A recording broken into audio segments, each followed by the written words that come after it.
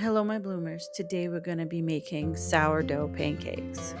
They're going to be fermented, and I love to do this. So, I like to make an overnight sponge, and all it takes is 2 cups of milk and 1 cup of starter.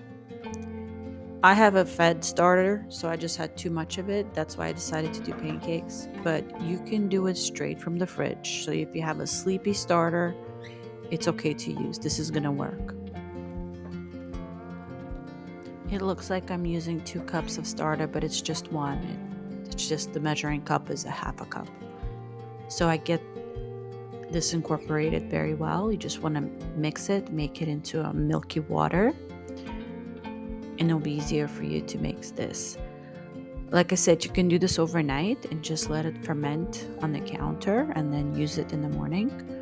Or you could make it in the morning and do the pancakes later at night. I'm making these pancakes for the freezer because I like to have things ready for when my kids want some breakfast and I don't have time to make it. So I make a big batch of pancakes and I freeze them. This way, whenever my kids want breakfast and I don't have time to make it, they're just ready to go. It's very easy to bring them back to life. Just throw it on the hot skillet or into a toaster oven, and they're going to be just like they were when you made them fresh. I cover this up and I leave it to ferment overnight or for 4 hours until you see that it doubles inside. Then I had a nice surprise. One of my friends, Julie, and her daughter Jaylee came over. They brought me fresh rosemary, lemongrass, avocados from their trees, fresh duck eggs, fresh chicken eggs. And oh my God, those avocados were so delicious. And the girls, they decided to build a Lego city from leftover Legos from other projects that they had. Just so cute because I love how they repurpose all of the leftover pieces. It was such a cute little visit, and that was the best present I could ever receive. Everything from your backyard. This is what my mixture looks like a few hours later. As you can see, fermentation started. The bubbles are alive. And this is about 4 to 5 hours later. It's 10 o'clock at night. I don't have time to make pancakes, or this, you could actually make waffles out of this as well. You could use it or you can refrigerate it after 2 days. And honestly, I forgot about this mixture, and 2 days later, I decided to make my pancakes. When you take it out of the fridge, it looks very stiff, but don't be afraid to use it. It's still fine. As soon as you start adding all the ingredients, this comes back to life. And this is exactly the same mixture that I use when I want to make waffles. So you could use this for either pancakes or waffles. These pancakes / waffles are great for people who have gut issues.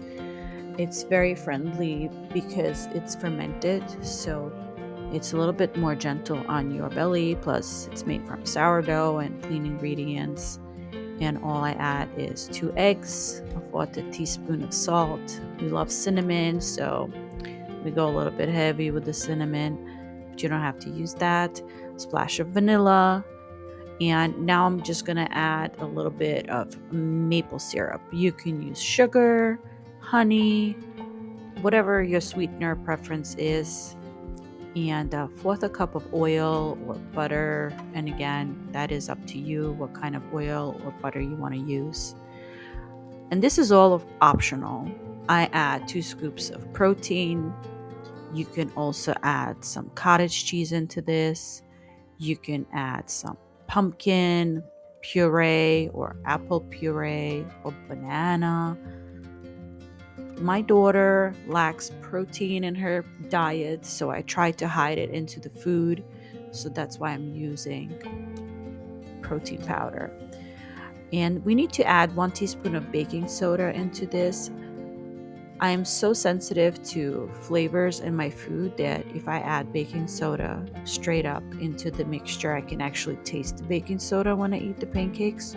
So what I do is I add a little bit of vinegar into it, and you'll see the chemical reaction. And whatever it does, I don't taste the baking soda anymore once I make these pancakes or waffles. I have a large electric ceramic hot plate, and I like to use it because it just makes everything go faster.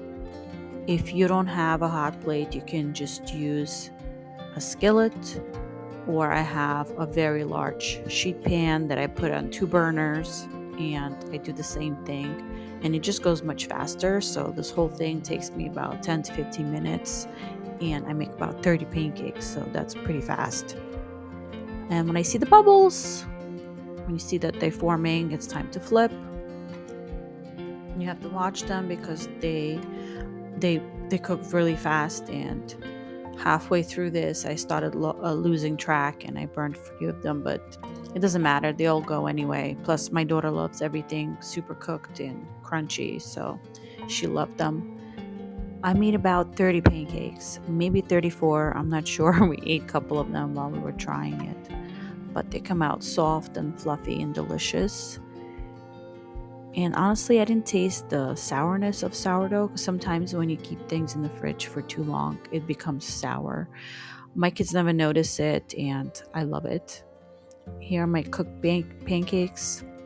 And like I said, I can use the same mixture to make waffles, and they come out so delicious. And I freeze them as well, because I like to have options in my freezer. There's few ways that you can freeze these. I like to put them into the bag, and I use the parchment paper as partition to make a few layers. This way they don't get stuck to each other, because I did that once and they did get stuck together. Another option for you would be to just keep them on that sheet pan or the cooling rack and stick it into the freezer for a few hours, and then just plop them into a bag. And because they're going to be already a little bit frozen, so they can just store perfectly in the bag. I do this once a month, so this way I have enough pancakes and waffles to last me a while. I'm a huge believer in having food ready in the freezer. This way I don't have to worry about what am I going to give them if I'm in a rush.